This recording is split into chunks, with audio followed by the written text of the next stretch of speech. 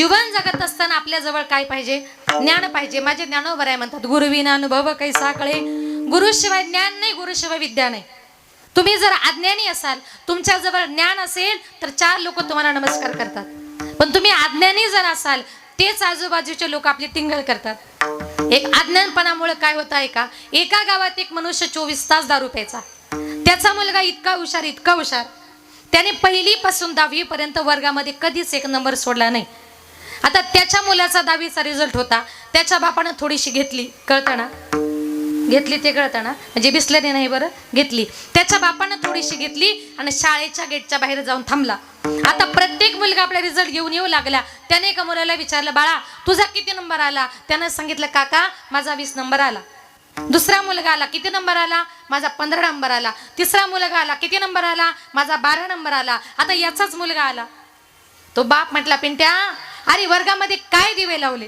तो पिंट्या नाचू लागला, उड्या मारू लागला. म्हटला, बाबा अहो सगळ्या वर्गामध्ये माझा 1 नंबर आला. तो बाप म्हटला, पिंट्या अरे लाज वाटत नाही का तुला? काय झालं बाबा? अरे लोकांच्या पोरांचे 15-15, 20-20 नंबर आणि तुझा म्हटलं 1च नंबर. याला कारण का? त्याच्याजवळ असलेलं अज्ञान. जीवन जगताना तुमच्या जवळ अज्ञान नको, तुमच्या जवळ काय पाहिजे? ज्ञान पाहिजे. आणि हेच ज्ञान देण्याकरता आमचे संत महात्मे आलेत. बघा, एकदा माऊलींच्या मनामध्ये असा विचार आला, आपण संपूर्ण जगातील तीर्थयात्रा करावी. हा मनोदय पांडुरंगाला सांगावा. म्हणून माऊली आळंदीहून पंढरीला आली. पंढरपूरला आल्यानंतर पांडुरंग परमात्म्याने माऊलींना हितगुज विचारण्याकरता अंतर गाभाऱ्यात नेलं. पांडुरंगाने विचारल्यावर माऊली बोलू लागली, पुसता सांगेन हितगुज मात, पुसता सांगेन हितगुज मात, पुसता सांगेन हितगुज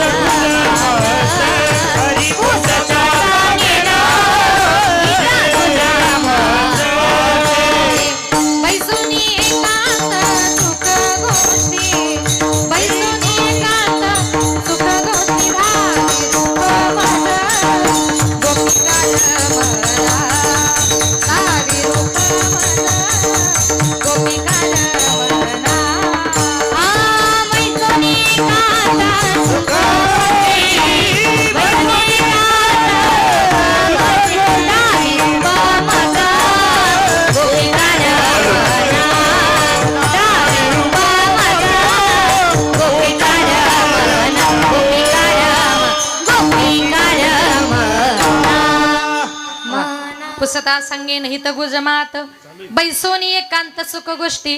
पांडुरंगाले पुसल्यावरून म्हणजे पुसणं म्हणजे काय माहिती तुम्हाला? महिला मंडळ, पुसणं म्हणजे काय माहिती नाही? कोण म्हटलेलं आधी पुसायचं? अजिबात नाही. पुसणं म्हणजे विचारणं. काय पूर्वीच्या काळी लोक म्हणायचे, आमच्या पाहुण्याला जरा पुसलं म्हणून सांगा, जुने लोक. तसं पुसता सांगेन हितगुज मात. पांडुरंगाने विचारल्यावरून माऊली बोलू लागली, माऊली आळंदीहून पंढरपूरला येण्याचं कारण? माऊली म्हटले, काय नाही देवा, सगळ्या जगातल्या तीर्थयात्रा करायच्या. मग त्याकरता जोडीला तुमचा नामदेवराय बरोबर पाहिजे. आता ऐका, त्या काळी नामदेवराय म्हणजे देवाचे जीव की प्राण होते. देवाला हो म्हणावं नाही म्हणावं काही समजेना. देवाच्या लक्षात आलं, मी जर हो म्हणालो आणि ज्ञानोबारे जर नामदेवरायांना घेऊन गेले तर मला एकट्याला पंढरपूरमध्ये करमणार नाही. आणि नाही जर म्हणालो तर नामदेवरायांना घेण्याकरता कोण आलाय? ज्ञान्यांचा राजा गुरु महाराव म्हणते, ज्ञान देव तुमायसे. नाही तरी कसं म्हणावं? आता हे जर समजलं नसेल तर थोडंसं व्यवहारातलं सोपं करून सांगते. महिला मंडळ बघा, या घरातल्या लोकांनी एक विचार केला, या दिवाळीला आपल्या सोनेरला माहेरला पाठवायचं. काय म्हटल्या? नाही, नका पाठवू, तुमची इच्छा, कारण तुमची सुनबाई आहे. पण पाठवावंच लागेल. पुढे ऐका, घरातल्या मंडळीने एक विचार केला, या दिवाळीला आपल्या सोनेरला माहेरला पाठवायचं नाही. पण त्याच मुलीचे काका मोठे चुलते मुंबई हायकोर्टामध्ये जज होते, ज्यांना सगळे लोक वाकून नमस्कार करतात. नेमके त्या मुलीच्या काका त्या दिवशी घरी आले. घरातल्या लोकांनी वाकून नमस्कार केला. विचारलं, जज साहेब तुमचं एवढं मोठं काय काम आहे, तुम्ही मुंबईहून आमच्या घरी आलेलात? जज साहेबांनी सांगितलं, किती वर्ष झाले माझ्या पुतणीची माझी भेट नाही. या वर्षी अशी माझी इच्छा आहे का महिनाभर माझ्या पुतणीला माझ्या घरी गावाला न्यायचे. घरातले म्हटले, आत्ताच घेऊन जा. आधी काय ठरलं होतं? पाठवायचं नाही. पण नंतर का पाठवलं? न्यायला कोण आलेत? हायकोर्टातले जज साहेब. No challenge. तसं माझ्या नामदेव महाराजांना घेण्याकरता आले होते. ज्ञानाचा सागर सखा माझा ज्ञानेश्वर. सांगितलं ठीक आहे, तुम्ही नामदेव महाराजांना घेऊन जा. आता जा म्हटल्यावर ज्ञानोबाराय तिथून निघून गेले. तेवढ्यात तिथे नामदेवराय आले. देव म्हणतात, नामदेवा, अरे तुला ज्ञानोबारायांबरोबर संपूर्ण जगातील तीर्थयात्रा करण्याकरता जायचं. नामदेव महाराजांनी देवाला स्पष्ट नकार दिला. नामदेवराय म्हटले, देवा, मी तुला सोडून अजिबात कुठे जाणार नाही. म्हटले, का? नामदेवराय म्हटले, देवा, मला तुझ्याशिवाय करमत नाही. बरं, तुलाही माझ्याशिवाय करमत नाही, आणि मी जर गेलो तर देवा तुला करमेल का? मला सुद्धा करमणार नाही. देव म्हणतात, नामदेवा, मी तुला ज्याच्या बरोबर पाठवतोय ना, ते ज्ञानेश्वर महाराजांनी, मी वेगळा नाही. एवढंच नव्हे, देव नामदेव महाराजांची समजूत घालतात. देव म्हणे नाम्या पाहे, देव म्हणे नामा पाहे, देव म्हणे नाम्या पाहे, देव म्हणे नाम्या पाहे, नाम्या पाहे, देव म्हणे नाम्या पाहे, देव म्हणे नाम्या पाहे, देव म्हणे नाम्या पाहे. ज्ञानदेवा मीच आहे, ज्ञानदेवा मीच आहे, ज्ञानदेवा मीच आहे, ज्ञानदेवा मीच आहे, मीच आहे, ज्ञानदेवा मीच आहे. तो आणि मी नाही तुझा, ज्ञानदेव आत्मा माझा. तो आणि मी नाही तुझा, ज्ञानदेव आत्मा माझा. तो आणि मी नाही तुझा, ज्ञानदेव आत्मा माझा. तो आणि मी नाही तुझा, ज्ञानदेव आत्मा माझा, आत्मा माझा, आत्मा माझा. देव म्हणे नामा पाहे, ज्ञानदेव मीच आहे. तो आणि मी नाही तुझा, ज्ञानदेव आत्मा माझा. अरे, ज्ञानोबारायांचा आत्मा आणि माझा आत्मा एकच आहे असं म्हणतोस? मग मी तीर्थयात्रेला जातो, पण एक काठीवर. म्हणे, कुठली?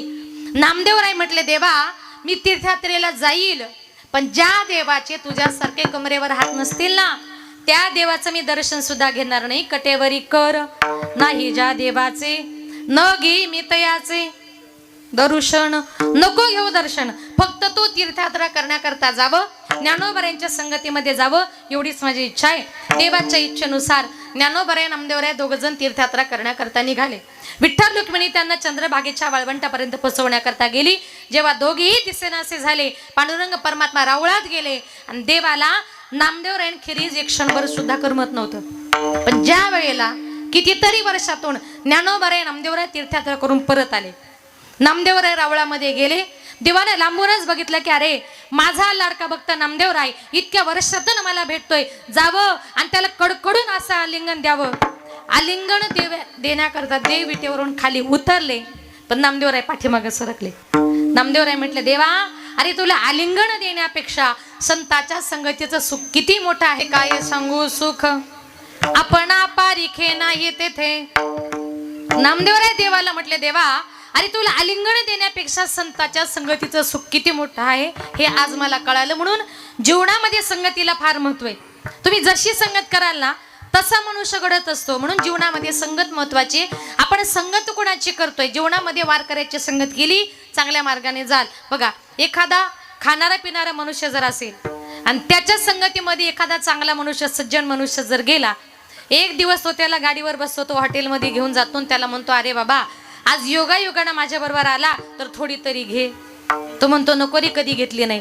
अरे जास्त नको, थोडी तरी. अरे बाबा, कधी घेतली नाही. अरे चवीपुरतं एखादं झाकण तरी. त्याच्या आग्रहास्तव एक झाकण, दोन झाकण, मग रोज एक लागते. का? संगत कुणाची?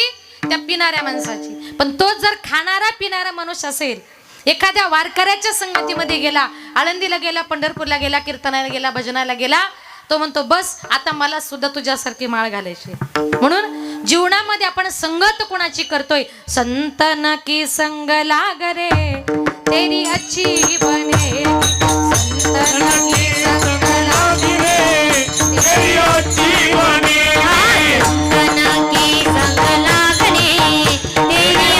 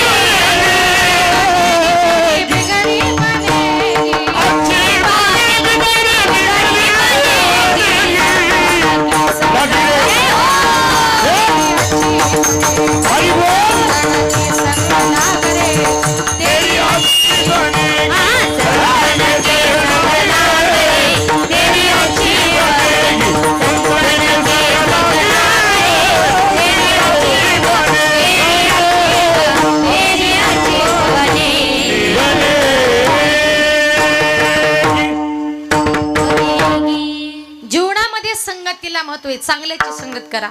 बघा आमचे संत महात्मे, तुम्हाला देवाची जर प्राप्ती करायची, हरी प्राप्ती सोपाई धरावे संताचे ते पाय. म्हणून संसारातली जी काही माणसं आहेत ती माणसाला जास्त दिवस ऍडजस्ट करत नाही. पण तुम्ही देवाच्या मंदिरात जर गेलात तर देवाच्या मंदिरातून तुम्हाला कधीच कोणी हाकलणार नाही.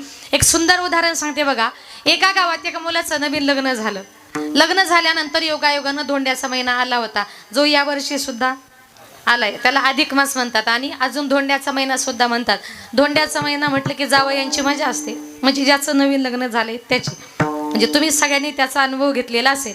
आता धोंड्याचा महिना आल्यानंतर त्या सासूबाईनं आपल्या नवऱ्याला सांगितलं, म्हटले अहो या वर्षी आपल्या मुलीचं नवीनच लग्न झालंय, आपण काय करू, आपल्या मुलगी आणि जावई दोघांना एकदा धोंडी जेवणाकरता बोलून घेऊ, एखादा चांगला ड्रेस करू, एखादी अंगठी देऊ, जेणेकरून जावई खुश होऊन आयुष्यभर आपल्या मुलीला चांगला सांभाळेल.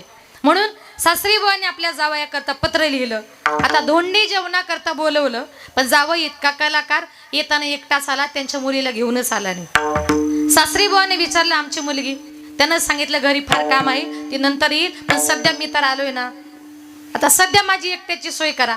आता जावई आला म्हटल्यानंतर सासूबाईने मस्तपैकी पुरणपोळी, सार, भात, भजी, कुरडया असं 500 प्रकारचं भोजन तयार केलं. जेवण झालं, एक ड्रेस दिला, नंतर 2-4 ग्रॅमची अंगठी सुद्धा दिली. याचं नवीन लग्न झालं होतं, जास्त काही त्याला अनुभव नव्हता. त्याने विचार केला, म्हटलं सासूरवाडीला किती मजा आहे, आल्यावर 500 पकवानाचं भोजन मिळतं, वरून कपडे मिळतात, वरून सोनं मिळतं, मग म्हटलं घरी कशाला जायचं, आता म्हटलं कायमचं इथंच राहून घेऊ, असा त्याने विचार केला.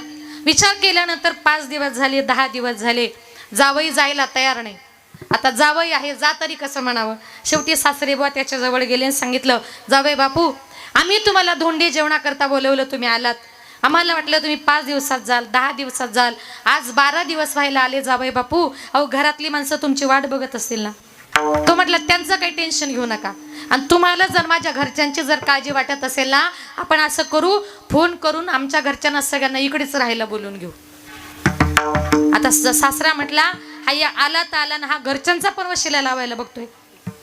मग आता सासऱ्याने विचार केला, आपण प्रेमानं सांगून बघितलं, हे काय घरी जाणारे गिराईक दिसत नाही.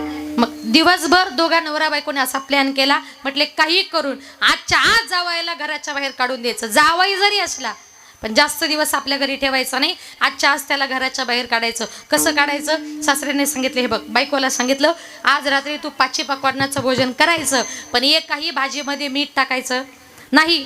जेवायला बसलो का पहिला घास मी घेणार, मी तुला म्हणणार का गं भाजीत मीठ कमी झालं, तू लगेच मला उलट बोलायचं, तू मला उलट बोलली का मी तुला मारायला धावणार.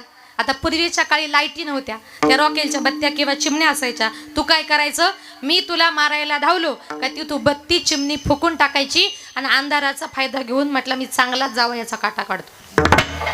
आता बघा दिवसभर दोघा नवरा बायकोने प्लॅन केला.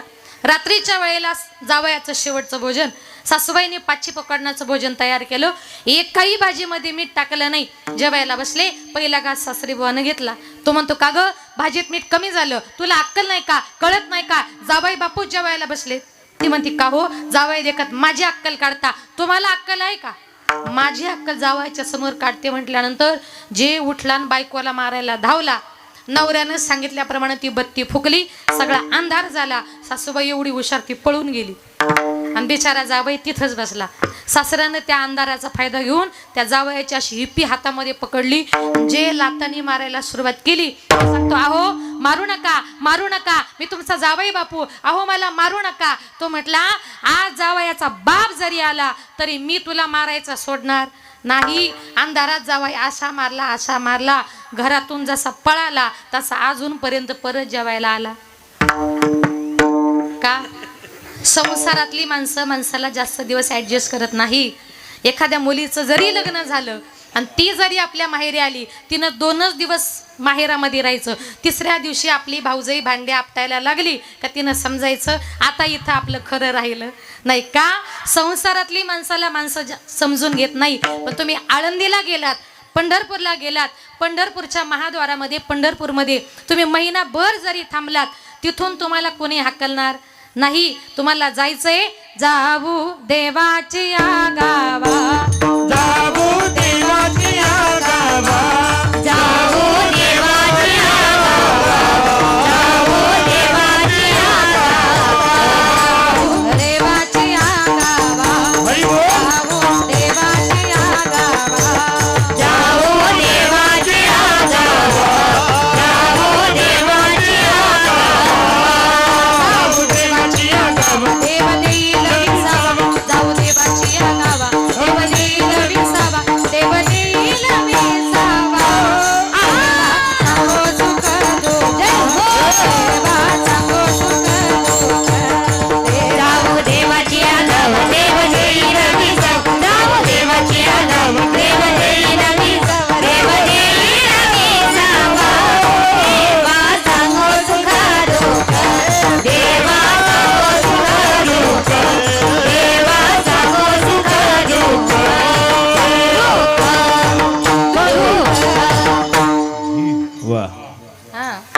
देवाची आगावा, देव देईल विसावा. संत महात्मे म्हणतात तुम्हाला जायचंय देवाच्या गावाला जा, संताच्या गावाला जा, आपल्या मनातलं सुख दुःख भगवान परमात्म्याला सांगा. म्हणून नामदेवराय म्हणतात संत संगतीचे काय सांगू सुख, मी त्या संताच्या संगतीचं काय वर्णन करू. आणि जीवनामध्ये एखाद्या साधूची, एखाद्या संताची, एखाद्या वारकऱ्याची अर्धक्षणाची जरी संगती मिळाली तरी अर्धक्षण घडता संताचे संगती, तेने होय शांती महत् पापा. एखाद्या संताची अर्धक्षणाची संगती सुद्धा जीवनामध्ये फार महत्वाची.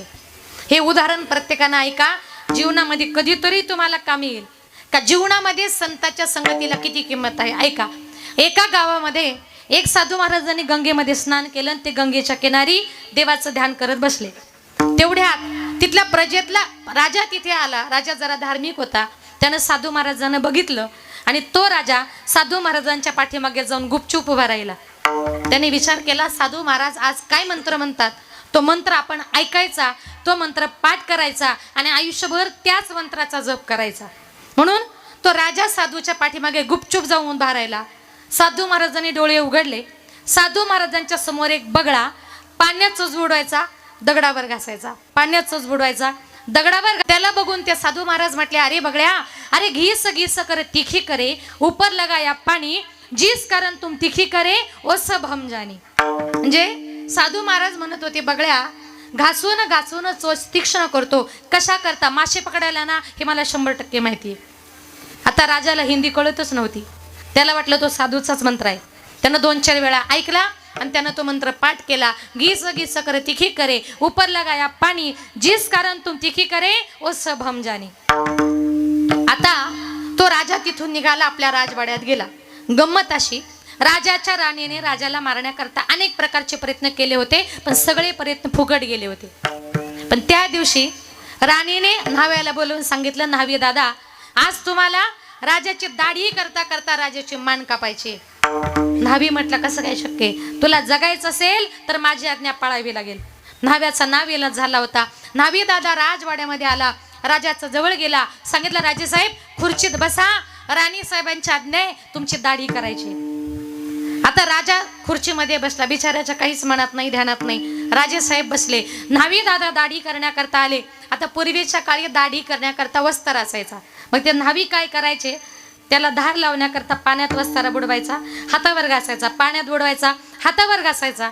त्याला बघून लगेच त्या राजाला साधू महाराजांचं वाक्य आठवलं आणि तो राजा म्हणतो, अरे न्हावी दादा, अरे घीस घीस करे तिखी करे ऊपर लगाया पाणी, जिस कारण तुम तिखी करे ओ सब हम जानी. माहिती काहीच नव्हतं, फक्त साधूचा मंत्र. काय आता एवढंच राजा म्हटलं, राजा गप्प बसला. त्यानं विचार केला, राजाला माहिती पडलं, राजा गप्प कसा. न्हावी दादा म्हटला, अजून एक प्रयत्न करूया. परत त्यानं तो वस्त्र पाण्यात बुडवला, हातावर घासला, पाण्यात बुडवला, हातावर घासला. आणि त्यावेळेला तो राजेसाहेब म्हणतात, अरे न्हाव्या, अरे घीस घीस करे तिखी करे ऊपर लगाया पाणी, जिस कारण तुम तिखी करे ओ सब हम जानी. असं म्हटल्यावर न्हावी घाबरला, हातातला वस्त्रा खाली टाकला, 2 हात जोडले, सांगितलं, राजेसाहेब मला मारू नका, याच्यामध्ये माझं काहीच नाहीये, हा सगळा तुमचा राणीचा प्लॅन नाही. राजा म्हटला, मला माहिती नव्हतं, आता तू खरंच सांग नक्की काय झालंय ते. आणि मग त्यावेळेस न्हाव्याने सांगितलं, राजेसाहेब तुमच्या राणीची आज्ञा अशी होती का आज तुमची दाढी करता करता मान कापायची, म्हणून मी वस्त्राला धार लावत होतो. दृष्टांत संपला. याच्यातून आपल्याला एकच घ्यायचंय, त्या दिवशी कदाचित जर राजाने ते साधू महाराजांचं वाक्य जर ऐकलं नसतं तर कदाचित आज राजाची मान कापली गेली असती. पण एका साधूची अर्धक्षणाची का होईना संगती प्राप्त झाल्यामुळे त्या राजाचा जीव वाचला. म्हणून अर्धक्षण घडता संताचे संगती, तेने होय शांती महत् पापा. म्हणून खरा संत कोणाला म्हणतात, त्याची संत त्याची संत त्याची संत त्याची संत, त्याची संत त्याची संत त्याची संत त्याची संत त्याची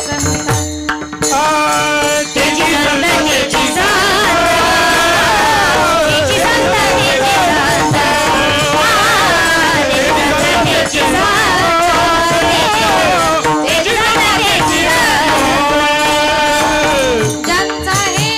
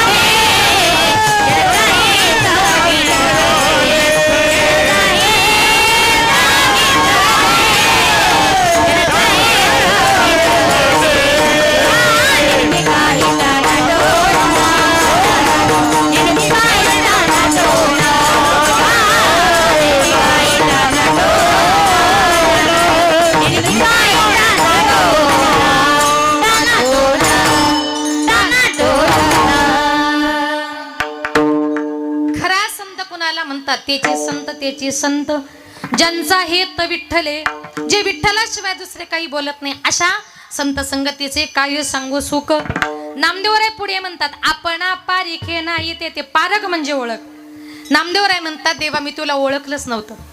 पंढरीच्या रावळातील एक पांडुरंग परमात्मा एवढीच माझी तुझ्याबद्दल संकोचित कल्पना होती, पण जेव्हा मला माऊलीची संगत मिळाली ना तेव्हा संपूर्ण चराचरामध्ये एक परमेश्वर आहे असा मला अनुभव आला. सर्वाभूती पाहे एक वासुदेव पुसोनी आठाव हंतेचा. आणि नामदेवराय म्हणतात तो अहंकार आज माझा गळून पडला.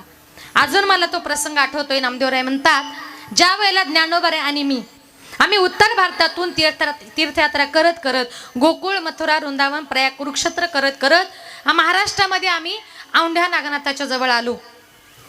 नदीच्या किनारी मोठं असं मैदान होतं.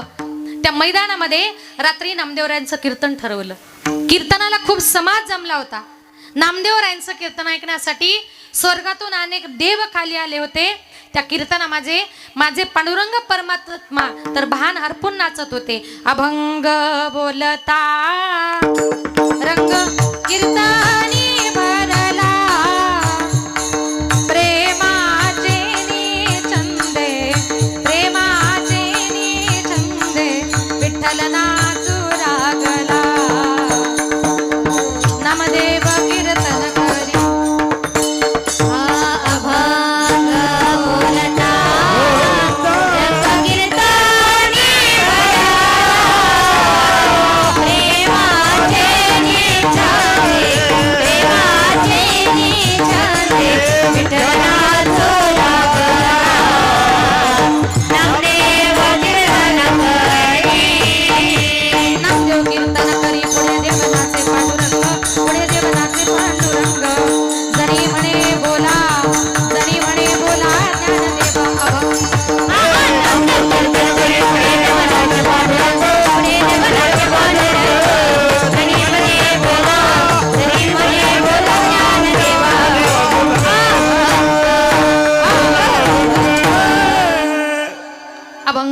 रंग कीर्तनी भरला. नामदेवराय कीर्तन करत होते, कबीर महाराज पखवाद वाजत होते, ज्ञानोबराय गायन करत होते आणि माझी जनाबाई पाठीमागे टाळ घेऊन उभी होती. पाठीमागे डोळे लावणी उभी ती जणी. इतका कीर्तन रंगात आलं. माझे कबीर महाराज इतके गोड मृदुंग वाजवू लागले, ज्ञानोबराय इतके गोड गाऊ लागले. ज्ञानोबरायांच्या गायनाने आणि कबीर महाराजांच्या वाजवण्याने माझे पांडुरंग परमात्मा तर इतके नाचू लागले, इतके नाचू लागले की नाचता नाचता देवाचा गळला पितांबर.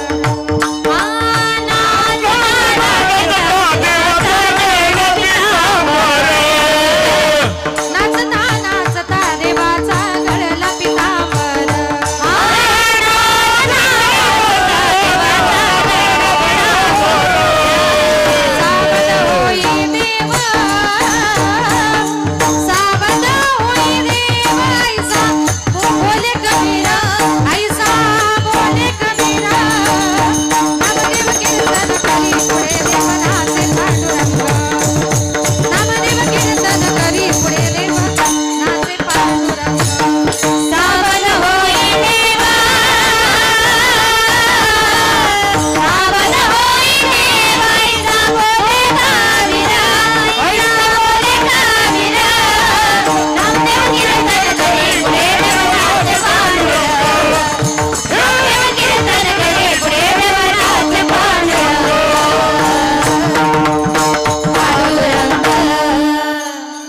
नाचता नाचता देवाचा गळला पितांबर.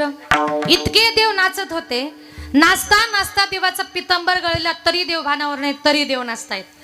आता पखवाद्यांचं कसं सगळ्या टाळकऱ्यांकडे लक्ष असतं, तसं कबीर महाराजांचं लक्ष त्या देवाकडे गेलं. देवाचा पितांबर गळलेला. कबीर महाराज देवाला खुणवतात, देवा देवा अहो तुमचा पितांबर. देव म्हणतात गबस कबीरा, कीर्तनामध्ये बोलायचं नसतं. पण कबीर महाराज म्हणतात देवा देवा तुमचा पितांबर. आता कबीर महाराज खुणवतायत, देव लक्षच देत नाही. कबीर महाराज पुन्हा पुन्हा खुणवतायत म्हणून पाठीमागच्या टाळकऱ्यांचं लक्ष देवाकडे गेलं. देवाचा पितांबर गळलेला. पाठीमागून काही वारकरी साधू संत मंडळी आली, देवाच्या हाताला पकडलं. देव घाबरले. साधू या संतांनी देवाला धरिले मनगटी, अन काय झाला म्हणून दचकला जग जेठी. अचानक हात पकडला. काय झालं म्हटले देवा तुमचा पितांबर गळलाय. देव लाजले आणि स्टेजच्या पाठीमागे पितांबर सावरण्याकरता गेले आणि जनाबाईने सांगितलं देव पितांबर सावरतायत ना तोपर्यंत त्याने ज्ञानोबाराया एखादा अभंग म्हणा. जनी म्हणे ज्ञानदेवा बोला अभंग. त्या दिवसापासून आपल्या वारकरी संप्रदायामध्ये 3 चाली होतात. एक पहिली चाल, एक मधली चाल आहे ती जनाबाईची. देव पितांबर सावरेपर्यंत एक चाल झाली ती जनाबाईची आहे, शेवटची भैरवी असते. पण वेळेअभावी आपण ती चाल घेत नाही, फडकरी लोक घेतात का. म्हणून इतकं कीर्तन रंगात आलं. रात्री 9ला कीर्तन सुरू झालं, पहाटे 4 वाजले तरी कीर्तन चालूच. तिथे काही कर्मठ ब्राह्मण मंडळी मंदिरामध्ये पूजा करता आली. बघतात तर काय मंदिरात जायला रस्ता नाही. ते ओरडले, म्हटले महाराज अहो ही काय कीर्तन करण्याची जागा आहे, आम्हाला मंदिरात जायला रस्ता नाही. मंदिराच्या पाठीमागे जा, तिकडं मोठं पटांगण आहे, तिकडे जाऊन तुमचं कीर्तन करा. आमचे संतही शांत स्वभावाचे असतात. नामदेवराय तिथून निघाले, मंदिराच्या मागे गेले. पुन्हा कीर्तन सुरू झालं. ज्ञानोबाराय गाऊ लागले, कबीर महाराज पखवाज वाजू लागले, देव नाचू लागले. अरे त्या औंढ्या नागनात देवाला साकडं पडलं. आज अनेक देव माझ्या घरी पाहुणे आले. जगाचा बाप पांडुरंग परमात्मा माझ्या घरी पाहुणा आलाय. ज्ञानोबाराय, नामदेवराय, कबीर महाराज, जनाबाई यांच्यासारखे संत मंडळी आज माझ्या घरी पाहुणे आलेत. इथल्या कर्मठांनी त्यांचा अपमान केलाय, त्यांना मंदिराच्या पाठीमागे पाठवलंय. मला आता त्यांचा अपमान सहन होत नाही. अरे त्या औंढ्या नागनाथ देवानं काय केलं माहितीये, फिरविले राऊळ जगा माझी ख्याती, नामदेवा हाती दूध प्याला, नामदेवा हाती. त्या औंढ्या नागनाथ देवानं सुद्धा ज्या ठिकाणी नामदेवरायांचं कीर्तन चालू होतं त्या ठिकाणी तोंड फिरवलं. आजही हिंगोली जिल्ह्यामध्ये आपण औंढ्या नागनाथला जर गेलात तर महादेवाचा नंदी कोठे असतो मंदिराच्या समोर, पण तिथला नंदी मंदिराच्या पाठीमागे आहे. का?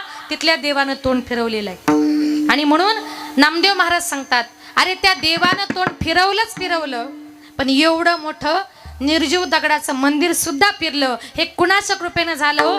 केवळ संताच्या. म्हणून नामदेव महाराज म्हणतात मी तुम्हाला एक नाही 2 हात वर करून सांगतो, कलियुगामध्ये संगत जर करायचे साधूची करा, संताची करा. कारण कलियुगामध्ये साधू थोर आहेत. अभंग थोर जाना, साधू थोर जाना कलियुगी. नामदेवराय म्हणतात कलियुगामध्ये साधू थोर आहेत, संत थोर आहेत. म्हणून या जगामध्ये देव आणि संत वेगळे नाही. आपल्या समोर रामाची मूर्त वेगळी, विठ्ठलाची मूर्त वेगळी, ज्ञानोबारांची प्रतिमा वेगळी, तुकोबारांची प्रतिमा वेगळी. दिसायला जरी वेगवेगळे असले ना सगळेजण एकच आहेत. आपल्या भक्ताच्या उद्धाराकरता त्यांना हा वेगवेगळ्या प्रकारचा अवतार या ठिकाणी घेतलेला आहे. आता या ठिकाणी आपल्या समोर श्री ओंकारेश्वर गणपती मंदिर, म्हणजे गणपतीलाच म्हटले ना ओंकारेश्वर, पिंड वेगळी नाही ना, गणपतीलाच ओंकारेश्वर गणपती मंदिर असं म्हटलेलं आहे. म्हणजे थोडक्यात काय, या ठिकाणी माझ्या भगवान महादेवानं कलियुगामध्ये आपल्या भक्ताचा उद्धार करण्याकरता अनेक प्रकारचे अवतार घेतलेले आहेत. ज्या वेळेला कलियुगामध्ये माझ्या भगवान महादेवांचा अवतार झाला तेव्हा या कलियुगामध्ये अनेक प्रकारचे राक्षस माजलेले होते आणि त्या राक्षसांचा नायनाट करण्याकरता आमच्या भगवान देवादिदेव महादेवांनी संपूर्ण महाराष्ट्राचं कुलदैवत असणाऱ्या श्री खंडोबा देवाचा अवतार घेतला. आणि तो देव आपल्या भक्तासमोर कसा आला? शिवावतारी मार्तंड मल्हारी, शिवावतारी मार्तंड मल्हारी, मनात ठेवन बानुला, टाच मारून घोड्याला निघाला बाणूच्या वाड्याला, टाच मारून घोड्याला निघाला बाणूच्या वाड्याला, टाच मारून घोड्याला निघाला बाणूच्या वाड्याला, टाच मारून घोड्याला निघाला बाणूच्या वाड्याला. शिवावतारी मार्तंड मल्हारी, शिवावतारी मार्तंड मल्हारी, मनात ठेवन बाणूला, टाच मारून घोड्याला निघाला बाणूच्या वाड्याला, टाच मारून घोड्याला निघाला बाणूच्या वाड्याला, टाच मारून घोड्याला निघाला बाणूच्या वाड्याला, टाच मारून घोड्याला निघाला बाणूच्या वाड्याला. शिवशंभूचा अवतार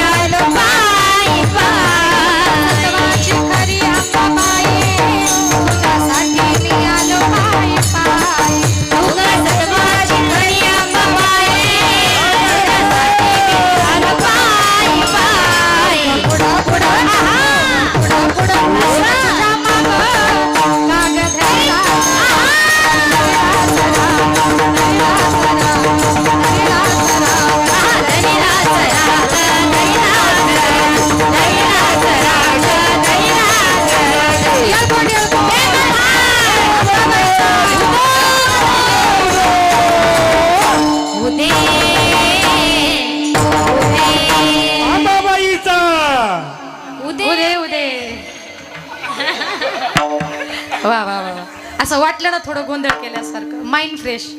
का बघा, या जगामध्ये खंडेराया म्हणजे आपलं कुलदैवत आहे. आणि शेवटी शेवटी आपण एवढा 8 दिवसाचा नाम सप्ताहाचा कार्यक्रम आयोजित केलाय. महाराष्ट्रातून नामवंत कीर्तनकार बोलवलेत. मग त्या खंडेरायाला, त्या देवी मातेला, अंबा मातेला सुद्धा आपल्या कार्यक्रमाला बोलवलं पाहिजे का नाही महिला मंडळ? मी एवढं म्हटले, मला वाटतं एक तरी अंबाबाई येईल, पण कुणीच आली नाही. असो, पण ते बरं झालं तसं. नाही तर एका गावात कीर्तनाला गेले, लोक म्हटले ताई म्हणा, मनात तिकडून एक जगदंबा अशी धावत आली. म्हटलं मावशी थांबा थांबा, म्हटली का ती स्टेजवर पळत आली आणि माझा माईकच घेतला. आता काय करावं, सगळं कीर्तन डिस्टर्ब व्हायला लागलं. आणि त्या मावशीच्या कमरेली होती पैशांची पिशवी, मी घेतली काढून. ती मावशी लागली उड्या मारायला, माझी पिशवी माझी पिशवी. हातात दिली तेव्हा गपकन खाली जाऊन बसली.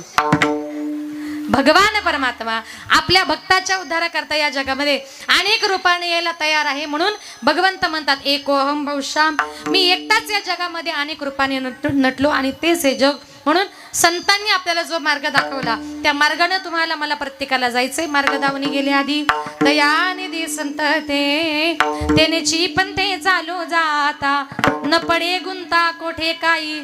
संतांनी सांगितलेल्या मार्गाने जर गेलात, जीवनाच्या वाटेवर वाटचाल करताना तुम्हाला कुठल्याही प्रकारचा गुंता जीवनामध्ये पडणार नाही. म्हणून योग्य मार्गाने जाण्याचा प्रयत्न करा. संतांनी जो मार्ग, जी वाट आपल्याला दाखवली, मार्ग आहे नीट पंढरीचा, त्या वाटेने जाण्याचा प्रयत्न करा. म्हणून माझे नामदेवराय म्हणतात, साधू थोर जाना, साधू थोर जाना, साधू थोर जाना कलियुगी. या कलियुगामध्ये साधू थोर आहेत, संत थोर आहेत. भगवान परमात्म्यानं लाख मोलाचा नरदी आपल्याला दिलाय. या देहाने जन्माला येऊन तुम्हाला मला भगवान परमात्म्याचं चिंतन करायचे. पायानं पायी तीर्थयात्रा घडो, देह संता घरी पडो. हातानं काय करायचे, बसल्या बसल्या टाळी वाजवावी, गुढी उभारावी, वाटती चालावी पंढरी.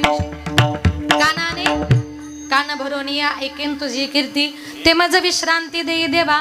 कानानं आपल्याला भगवान परमात्म्याचं भजन पूजन कीर्तन ऐकायचंय. याच देई घडे देवाचे भजन, याच देई घडे देवाचे भजन, याच देई घडे याच देई घडे देवाचे भजन. नाही कोठे आणि नाही कोठे, याच देई घडे देवाचे भजन, याच देई घडे देवाचे भजन. याच मनुष्य देहाने आपण त्याचं भजन पूजन चिंतन करू शकतो. भगवान परमात्म्यानं कान दिले त्याचं चिंतन ऐकण्याकरता. आता काही काही लोक काय करतात बघा, या ठिकाणी सप्ताह चालू आहे. सप्ताह म्हटलं की पहाटे काकडा असतो. एकदा का काकड्यावाले काकड्याला आले, काकड्याला सुरुवात केली. ज्यांची ज्यांची मंदिराच्या आजूबाजूला घरीत, सगळ्यांचं सांगत नाही. काही काही लोक, ते लोक काय करतात माहितीये, काकड्यावाले मंदिरात आले, काकडा सुरुवात झाला का हे म्हणतात आले झोपा मोडायला. ते झोपा मोडत नाही. मंदिरात न जाता तो काकडा तुमच्या कानावर पडतोय, तुम्ही भाग्य समजा. कारण देवाचं नामचिंतन कानावर पडायला सुद्धा भाग्य असावं लागतं. कुणाच्याही भाग्यात ते नसतं. मग ते लोक काय करतात माहितीये, झोप मोड होते, काकड्याचा आवाज येतो, मग ते पॅक असे कानामध्ये बोट घालतात. भगवंत म्हणतात, अरे तुला माझं नामचिंतन ऐकायचं नाही ना, कानामध्ये बोट घालायचे कष्ट कशाला घेतो. मग माझा भगवंत काय करतो माहितीये, डायरेक्ट त्याच्या कानाचे पडदेच बंद करतो. एकदा का कानाचे पडदे बंद झाले का बहिरा झालो या जगी, बहिरा झालो या जगी. कशामुळे, नाही ऐकेले हरी कीर्तन, नाही केले पुराण श्रवण. जीवनात ज्यांनी कधी कीर्तन भजन ऐकलं नाही, परिणाम माणूस बहिरा होतो.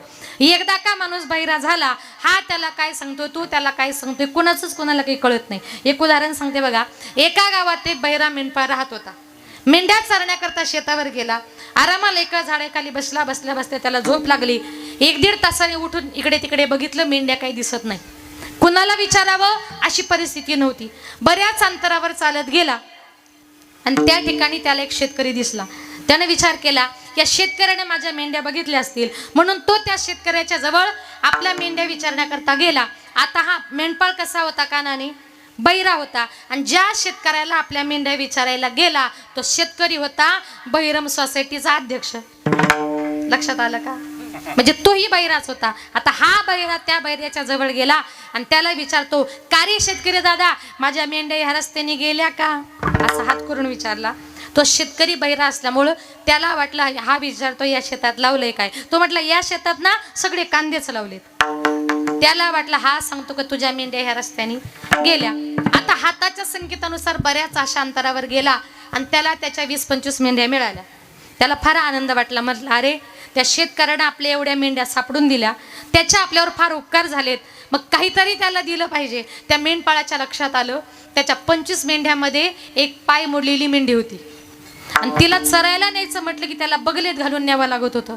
मग त्यानं विचार केला आपण असं करू, ही पाय मोडलेली मेंढी त्याला बक्षीस देऊन टाकू, म्हणजे जेणेकरून सांभाळायचा ताण जाईल आणि त्याच्या उपकारातूनही उतराई हो, कारण दुसऱ्याचे उपकार फेडताना लोक कधीच चांगलं देत नाही. म्हणून त्यानं ती पाय मोडलेली मेंढी आपल्या बगलेमध्ये घातली. त्या शेतकऱ्याकडे आला, असा त्याचा पाय मोडलेला ते मेंढरू टांगलेलं होतं हातामध्ये. त्या शेतकऱ्याच्या जवळ गेला आणि त्या शेतकऱ्याला म्हणतो, शेतकरी दादा, अरे तू माझ्या एवढ्या 20-25 मेंढ्या सापडून दिल्या, म्हणून तुला ही मोडकी मेंढी बक्षीस म्हणून घे. तो शेतकरी बहिरा असल्यामुळं त्याला वाटलं हा सांगतो का तू माझ्या मेंढ्याचा पाय मोडला. तो म्हणतो, अरे बाबा, अरे मी तुझ्या मेंढ्याच पाहिल्या नाही तर मी तुझ्या मेंढ्याचा पाय मोडू कशाला. आणि हा याला काय सांगतो, तू माझ्या एवढ्या 20-25 मेंढ्या सापडून दिल्या, म्हणून तुला ही मोडकी मेंढी बक्षीस म्हणून घे. 1 तास झालं, 2 तास झालं, भांडण काही मिटेना. म्हणे चला गावच्या पाटलाकडे. म्हणून दोनही बहिरे भांडण मिटवण्याकरता त्या गावच्या पाटलाकडे गेले. आता ज्या गावच्या पाटलाकडे भांडण मिटवायला गेले तो गावचा पाटील होता बहिरम सोसायटीचा चेअरमन. लक्षात आलं का, म्हणजे तोही बहिरा होता. आता गंमत अशी, पाटलाची त्याच्या बायकोची भांडण होऊन पाटलाने त्याच्या बायकोला घराच्या बाहेर काढून दिलं. पाटलाची बायको घराच्या बाहेर गेली आणि तेवढ्यात ते 2 बहिरे घरात गेले. एक जण म्हटला, पाटील साहेब, अहो यानं माझ्या एवढे 20-25 मेंढ्या सापडून दिल्या, म्हणून मला ही मोडकी मेंढी बक्षीस देण्यासाठी आलो. दुसरा म्हटला, पाटील, अहो मी याच्या मेंढ्याच पाहिल्या नाही तर मी याच्या मेंढ्याचा पाय मोडू कशाला. पाटील म्हटला, तुम्ही दोघांनी मला किती जरी सांगितलं पण मी काय माझ्या बायकोला घरात घेणार. दृष्टांत संपला. भगवान परमात्म्यानं लाख मोलाचा नरदेह दिलाय. या कानाने काहीतरी वाईट श्रवण करण्यापेक्षा देवाचं चिंतन श्रवण करा. डोळ्यानं काय पहा, डोळे डोळे तुम्ही घ्या रे सुख, डोळे डोळे तुम्ही घ्या रे सुख.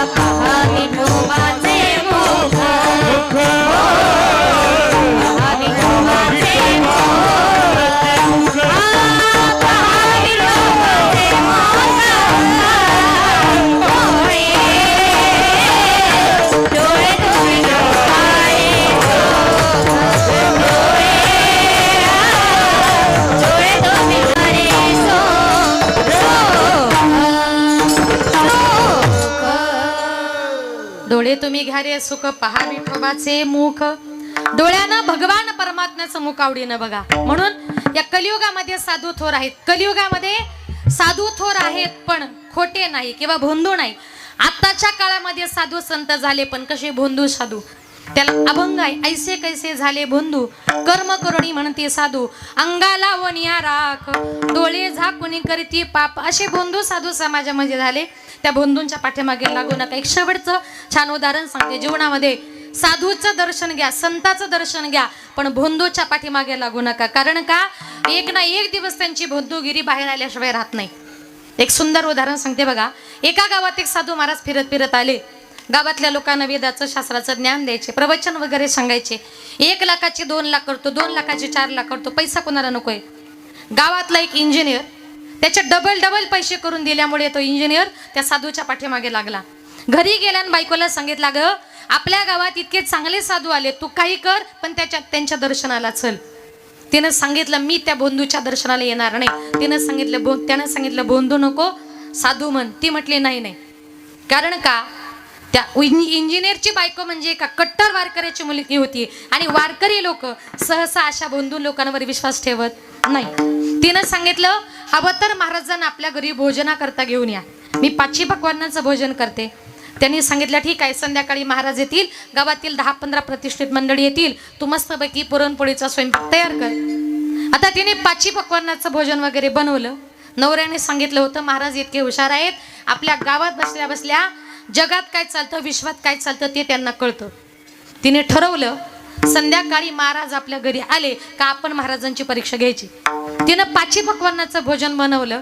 पुरणपोळी, सार, भात, भजी, कुरडया असं 5 पक्वान्नाचं भोजन बनवलं.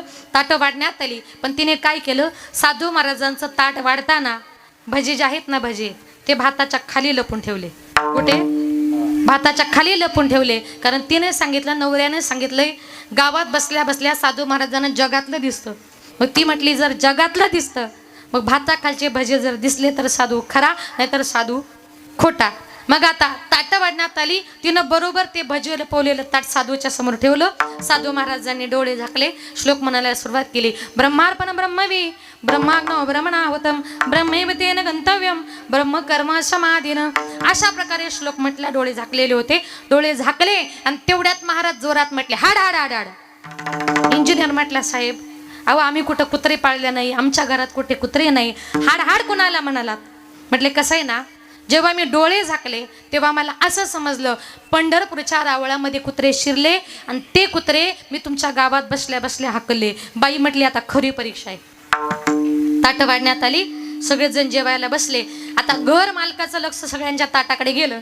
तसं इंजिनियरने सगळ्यांच्या ताटामध्ये बघितलं. सगळ्यांच्या ताटामध्ये भजे होते, पण साधूच्या ताटात भजे होते का? लक्ष कुठे आहे? साधूच्या ताटात भजे होते का पुरुष मंडळ? होते, पण कुठे होते? भाताच्या. जरा वेळ तुमचं लक्ष भजनवर असू द्या, तरच दृष्टांत कळेल. आजही आम्हाला भजीच होते. आणि मग साधूचं लक्ष गेल्याबरोबर इंजिनियरचं लक्ष गेलं. सगळ्यांच्या ताटात भजे होते, साधूच्या ताटात भजे नव्हते. इंजिनियर म्हटला, का ग, गावासाठी जेवण केलं, महाराजांसाठी जेवण केलं, सगळ्या गावाला भजे वाढले आणि महाराजांना भजे नाही वाढले. मुद्दाम केलंस तू, महाराजांचा अपमान केलास तू. रागाच्या भरात जे उठलं, जे बायकोला मारायला धावला. तो म्हटला, साहेब थांबा, चिडू नका, एवढं कशाला चिल्लात. अहो एवढ्या पाहुण्यांना ताटं वाढता वाढता गडबडीत त्या विसरले असेल. माई असं करा, मला दुसरे भजे द्या. ती बाई म्हटली, थांबा महाराज, अहो जगाला फसवू शकता पण आमच्यासारख्या वारकऱ्यांना नाही. महाराज, इथं बसल्या बसल्या जर तुम्हाला पंढरपूरच्या रावळातले कुत्रे जर दिसले तर महाराज तुम्हाला भाताकलचे भजेच कसे दिसले नाही. याला म्हणतात खोटा साधू. म्हणून आत्ताच्या काळामध्ये साधू झाले, पण कसे? पोटासाठी संत झाले. पोटासाठी संत कली झाले बहुत, कली झाले बहुत, कली झाले बहुत. हे पोटासाठी संत कली झाले बहुत,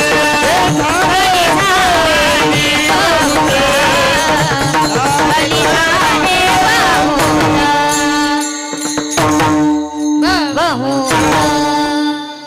बाबा महाराजांचा आवाज आता ऐकायला भेटला. पोटासाठी संत झाले कलित बहुत. आपले पोट भरण्याकरता संत महात्मे झालेले आहेत. आणि म्हणून या कलियुगामध्ये साधू थोर आहेत, साधू थोर आहेत. संत नेमके कुणासारखे श्रेष्ठ आहेत? संत आमचा अंगीकार करतील का? संत आम्हाला जवळ घेतील का? नामदेवराय म्हणतात, संत इतरांच्या कल्याणाचा विचार करतातच करतात, पण ज्यांनी त्यांना त्रास दिला, ज्यांनी त्यांचा छळ केला, त्यांच्या कल्याणाचा विचार देखील त्या आईच्याच मायेने करतात. म्हणून तर संपूर्ण जग माझ्या ज्ञानोबरायांना आजही माऊली या नावानं ओळखतं. संन्यासाची मुलं म्हणून त्यांचा किती छळ केला म्हणून सांगू. तो प्रसंग आठवला, अंगावर शहारे येतात, डोळे अश्रूंनी भरतात. ज्यांच्या ओठावरचे दूध वाळीला वाले तोच त्यांच्या माता पितांना देहांताची शिक्षा दिली. त्यांच्या झोळीमध्ये शिऱ्या भाकरीचे तुकडे टाकले नाही, पण शेण आणि दगड टाकले. घरातून तांब्यावर पाणी दिलं नाही, इंद्रायणीवर पाणी भरू दिलं नाही, मांडे भाजण्याकरता भांड दिलं नाही, पण कुंभारानं दिलेलं खापर हिसकावून घेऊन ते माझ्या मुक्ताईच्या तोंडावर गाल सुजेपर्यंत मारलं. इतका हा आळंदीकरानं दिलेला त्रास माझ्या ज्ञानोबरायांनी एका अभंगात, एकाही ओवीमध्ये व्यक्त केला नाही. उलट जगाच्या कल्याणाची भीक मागितली आणि काय सांगितलं? जे खळांची व्यंकटी सांडो तया सत्कर मीरती वाढो, भूता परस्परे पडो मैत्र जीवांचे. खळ म्हणजे वाईट. ज्ञानोबराय म्हटले, ज्यांनी माझं वाईट केलं ना, अशा सगळ्या वाईटाचं चांगलं होऊ दे. संत महात्मे जगावर प्रेम करताना आपल्या शरीराचा कधी विचार सर्वभूती सम, इहलोकी तोची सर्वभूती सम, इहलोकी तोची सर्वभूती सम, इहलोकी तोची सर्वभूती सम.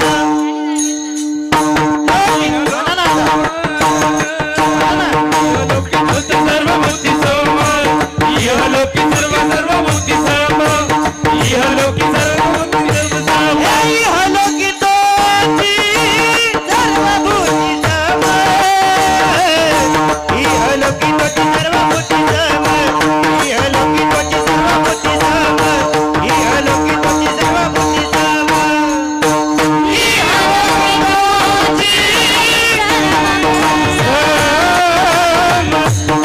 इहलोकी वच सर्वभूती सम, इहलोकी वच सर्वभूती सम, इहलोकी वच सर्वभूती सम. शरीराचा भ्रम जनकदा, शरीराचा भ्रम, हे शरीराचा भ्रम नेनकदा, नेनकदा. साधू थोर जाना, साधू थोर जाना, साधू थोर जाना, साधू थोर जाना, साधू थोर जाना, साधू थोर जाना, साधू थोर जाना, साधू थोर जाना, साधू थोर जाना, साधू थोरी जाना, साधू थोरी जाना, साधू थोरी जाना, साधू थोरी जाना, साधू थोरी जाना, साधू थोरी जाना, साधू थोरी जाना, साधू थोर जाना, साधू थोर जाना.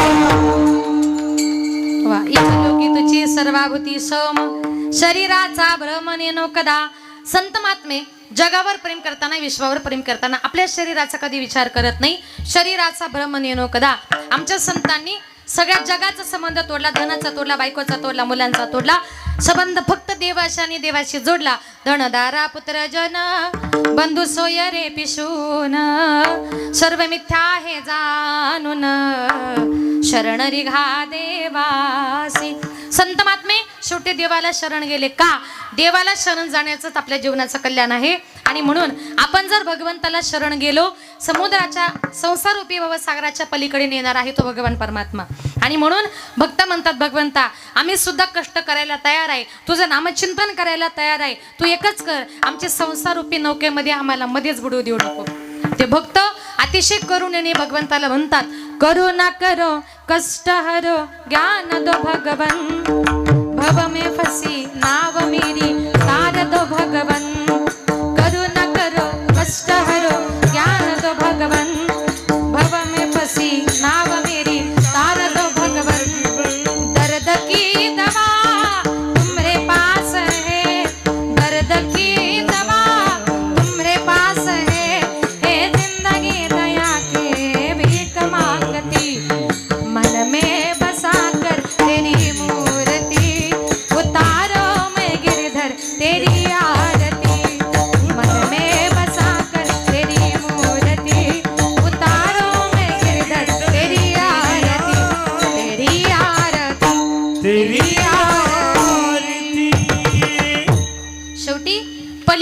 देणार आहे तो भगवान परमात्मा. म्हणून ज्या गणपती बाप्पाच्या मंदिरासमोर आज आपले हे कीर्तन चालू आहे, तो गणपती बाप्पा तुम्हाला मला प्रत्येकाला सुख देणारा सुख करता, दुःख निवारण करणारा दुःख हरता, वार्ता विघ्नाची वार्ता निवारण करणारा, नुरवी पुरवी प्रेम कृपा जयाची, भक्ताच्या मनातल्या इच्छा पूर्ण करणारी म्हणजे देवता म्हणजे गणपती बाप्पा.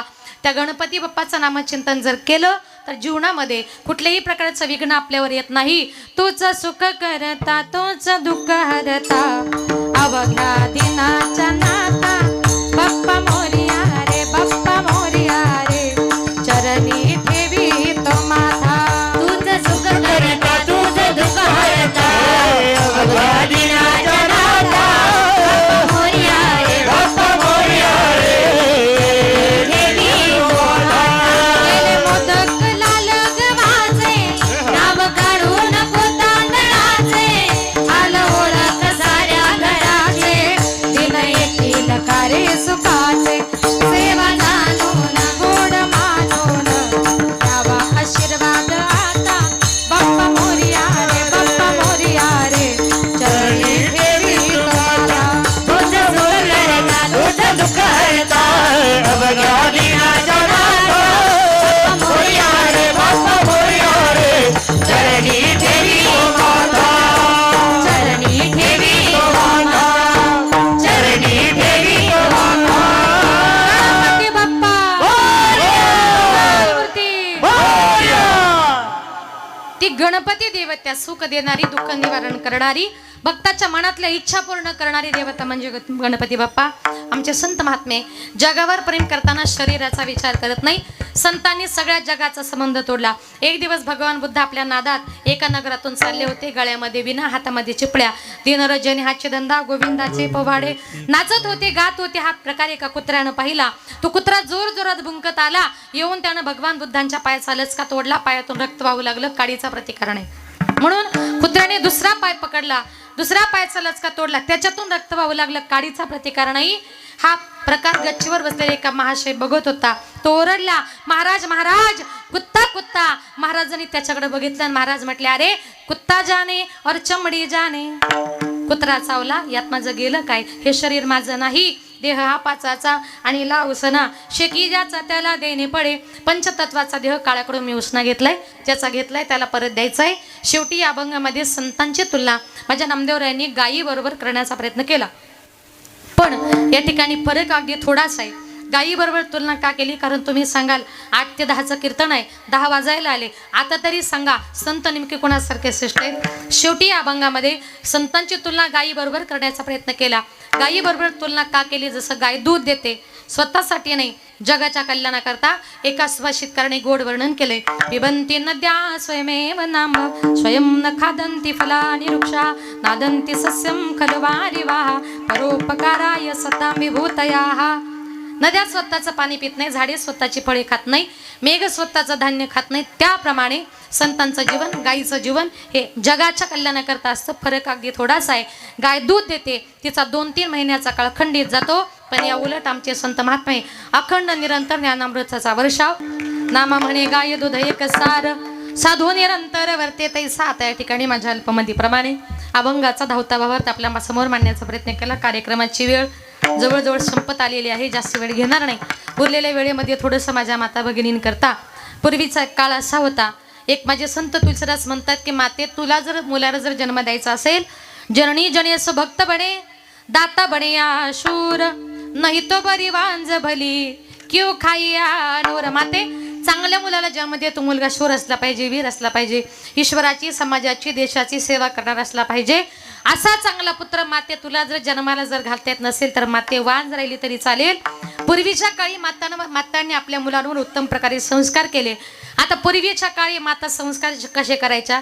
1-2 मिनिटं टाळ पखवात काही वाजवू नका. महिला मंडळ जरा व्यवस्थित बसा, छान टाळे वाजवा. माझ्या पाठीमागे तुम्हाला म्हणायचंय, सगळ्याजणी जेवल्या ना भरपूर? आज सगळ्या गावाला पुरणपोळीचं जेवण होतं, त्याच्यामुळे तुम्ही भरपूर जेवले असतील.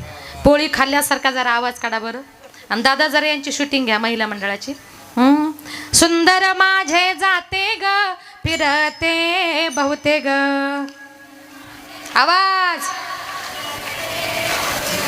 हो व्यागाऊ कौतुके तू ये रे बा विठ्ठला. वा वा. सासू आणि सासरा धीर तो तिसरा,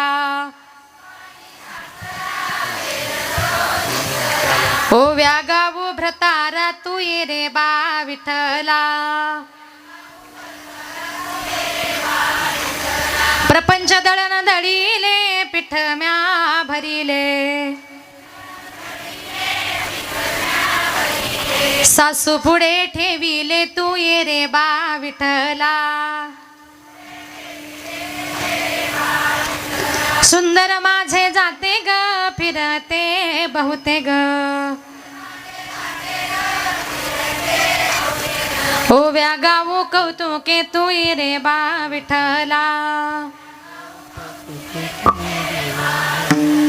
वा वा, किती गोड म्हटल्या बरं. असं वाटलं तुम्हाला असं टाळ घेऊन मागं उभं करायला पाहिजे होतं. हा, खूप सुंदर. पूर्वीच्या काळी माता आपल्या मुलांवर असे चांगले संस्कार करायच्या. परिणाम त्यांच्या पोटी ज्ञानोबारे, नामदेवराय, तुकोबारे, माझे संत जनाबाई, माझे संत शकोबाई, छत्रपती शिवाजी राजांसारखा राजा, धर्मवीर संभाजी राजांसारखा राजा जन्माला आला. याला कारण का? त्यांच्या आई वडिलांनी त्यांच्यावर केलेले उत्तम प्रकारचे संस्कार. ज्या माझ्या छत्रपती शिवाजी राजांनी हर हर महादेव गर्जना करतो महाराष्ट्र घडवला, त्या राजांचं गुणगान आपण केलं पाहिजे. महाराष्ट्रभर कीर्तन करत असताना माझं असं एकही कीर्तन नाही, राजांचं नाव घेतल्याशिवाय मी कीर्तन संपत नाही. का? त्या छत्रपती शिवाजी राजांचे, संभाजी राजांचे आपल्या वारकरी संप्रदायावर फार मोठे उपकार आहेत. ते होते म्हणून आजही ही कीर्तन भजन जिवंत आहे. ही फक्त त्या राजांची कृपा. एका माणसानं मला कीर्तनात प्रश्न विचारला, ताई तुम्ही कीर्तनामध्ये राजे राजे म्हणता, तुमचे राजे नेमके होते तरी कोण? देव होते का? तर नीट ऐका, छत्रपती शिवाजी राजे नेमके होते तरी कोण? विजयासारखी तलवार चालून गेला, विजयासारखी तलवार चालून गेला, निधड्या छातीने हिंदुस्तान हलवून गेला, मुठभर मावळ्यांना बरोबर घेऊन हजारो सैतानांना नडून गेला. आणि स्वर्गामध्ये गेल्यानंतर 33 कोटी देवांनी ज्याला वाकून मुजरा करावा ना, असा एकच मर्द मराठा माझा शिवबा होऊन गेला, शिवबा होऊन गेला, शिवबा होऊन गेला. थोडं इको दे. हर हर महादेव,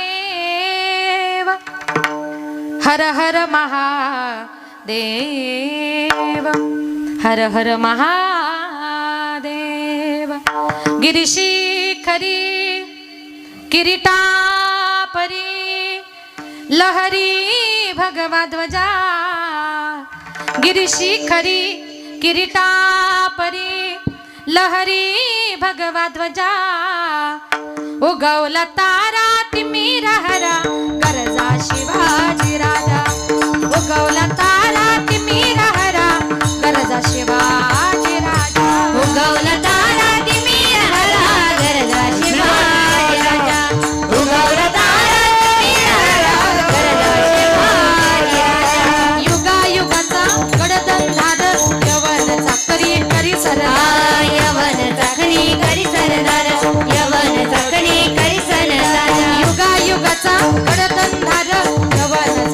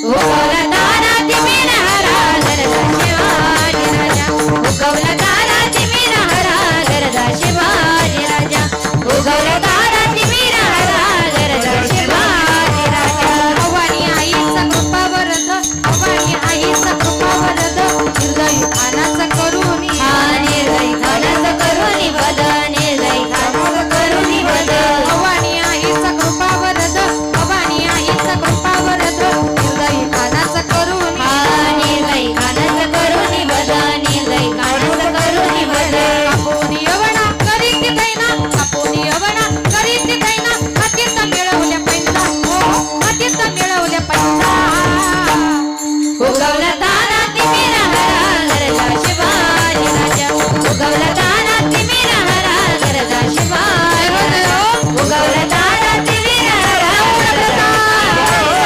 सिंहासनाधीश्वर राजाधिराज नीतिवंत कीर्तिवंत छत्रपती शिवाजी महाराज की धर्मवीर संभाजी महाराज की गणपती बाप्पा